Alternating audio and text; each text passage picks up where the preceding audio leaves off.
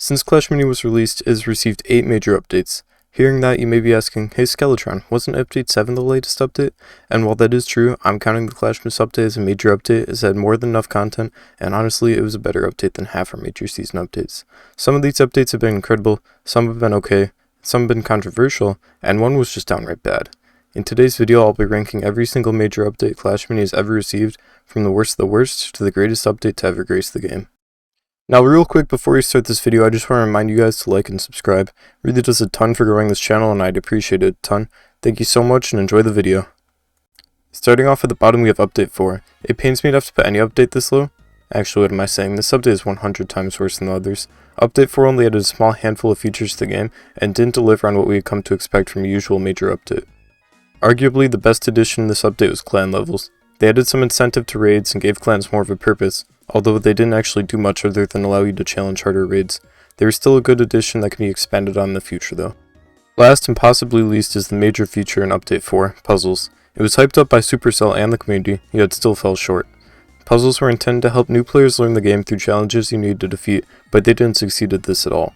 In fact, I'd argue they're the most forgotten thing in all Clash Mini, so forgotten that they're literally being removed in Update 8. If new players could even find the puzzle menu, I doubt they learned much. They only taught the extreme basics in the game, not much actual strategy that would help you against other players. People only played them for the rewards, not for the knowledge they'd gained from doing them. I and many other players completed the puzzles within days of their release, learning nothing along the way, leaving the rest of Update 4 dry and contentless. Up next we have Update 3, and let me just start off by saying this one is miles above Update 4. Many miles. But still falls short compared to other updates. This update had one new hero and one new mini, which was less than we've gotten used to at the time, but seems to be roughly the new normal now. We also got a new board, just as we had in Season 2. Compared to Update 4, this update already had a lot more of the content we had come to expect from seasonal updates, and we haven't even gotten to the biggest feature, Trophy Road. Trophy Road was added in Update 3, and it honestly looks a lot better than the one we have today.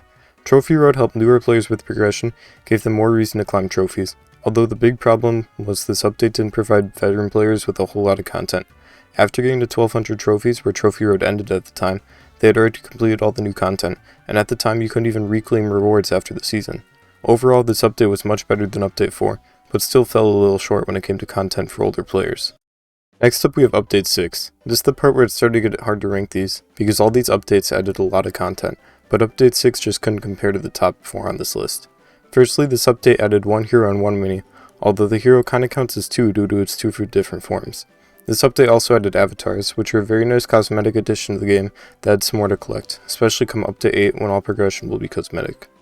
The biggest addition in Update 6 was events. Events added a ton of longevity to the game, as they'd make you come back to the game every couple of weeks to play the new unique event mode. They also added draft in this update, which we'll talk more about later. Update 6 didn't add a ton of content, but in my opinion events alone are enough to warrant its place on this list, as the longevity and just pure fun they add to the game is crazy. Next we have the only non-seasonal update on this list, which came out about halfway through Season 1. This update is surprisingly high on this list considering it's only a mid-season update, but it added a ton of content. Firstly, this update added one new hero and two new minis. That's more than we sometimes get with the new season today. We also got Clash Miss skins with this update, along with special quests that gave you a free Spear Goblin skin.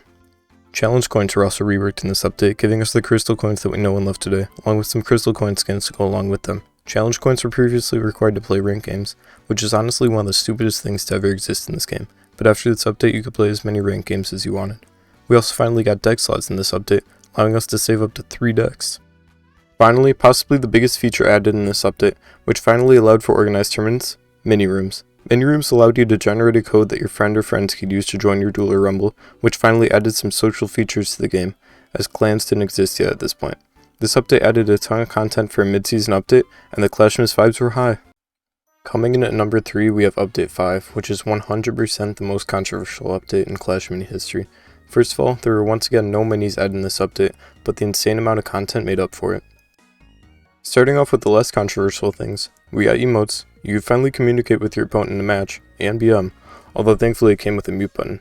Next, the game's progression was entirely redone in this update. Heroes now went up to level 15, with each skill being upgradable. Also, instead of getting specific hero shards, you now just got hero shards that you could spend on any hero you wanted. Similarly, we got star shards for upgrading minis. We also got the first monthly seasons in this update, with a new season pass and ranked season every month. Gizmos were also added in this update, which were buildings that you could place once you upgrade to a certain number of minis. To be honest, I wasn't a huge fan of gizmos, but some people liked them, and I guess they were fun. Now for the controversial stuff, which honestly is like half of this update. Starting with what is somehow the least controversial thing taken away, we have the removal of casual matches. While I understand why they were removed, so they basically split the player base in half on a game that already has a limited player count, many people were still outraged over the fact that they no longer had a place to test decks without the risk of losing trophies. Now we're getting to the big stuff. In Update 5, boxes were added to the game, which was basically just gambling. The big problem with boxes was that you could get cosmetics you already had, and the compensation for them was just absolutely horrible. The community was outraged over this, as the new Queentron Archer's Queen skin was exclusive to these boxes, meaning 99% of the player base never got it because of how rare it was. Finally, with the most hated change of all, almost all of the game's UI was redone. It looked much more modern and less mini. Much of the community didn't like the new graphics, and personally I kinda agree. The old art felt much more unique to the game, and everything felt so cute and mini. Although the new graphics look great and most of the community has gotten used to them, I still miss the old graphics when I look at an old screenshot. Overall, Update 5 was the biggest update in the game's history, but some of the changes were just too controversial to put it higher on this list. Now for our runner-up, we have Update 2. We got the most minis ever added in an update, with 1 hero and 4 minis. We also got the shipwreck board and the flip tile, which was a big deal at the time as it was our first new board.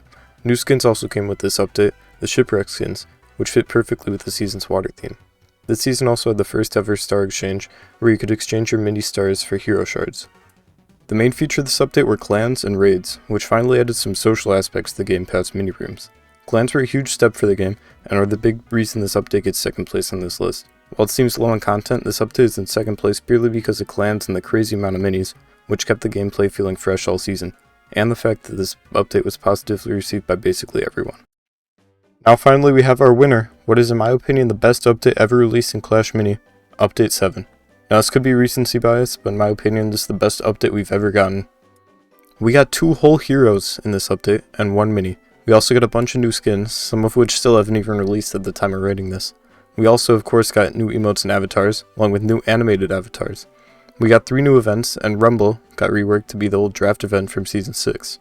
We also saw the removal of gizmos, which were replaced by tiles that rotate daily, which honestly aren't much better, as some of them are just stupidly OP, but at least they're better than gizmos, I guess.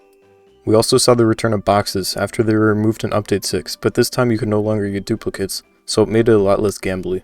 But they were still kinda dumb to be honest. We also got replays in this update, which right now can only be accessed right after you finish a match, but in the future they'll likely be added to a battle log of some sort. Next we saw the introduction of Frenzy Mode, which was the new mode in the last 10 seconds of a round where all units would get increased attack speed. Frenzy Mode was an attempt to make tiebreakers better and reduce stunlock and heal stall strategies, although it could still use some changes that will hopefully come in Update 8. We also got a Trophy Road rework in this update. While it's much uglier now, we now have actual leagues for people to push through, up to 3,000 trophies. The rewards also reset each season now, giving more motivation to push other than just for bragging rights. Now to the biggest feature in this update, no movement. This is possibly the most controversial feature ever, but I feel most of the community has come to like it. Basically, you can no longer move your minis in between rounds. This greatly reduced RNG and made the game more strategic. Now when I lose a game, I feel like I actually know why. There's some negatives that come with it of course, such as skipping entire rounds to see where your opponent plays minis, but those will hopefully be worked out in the future.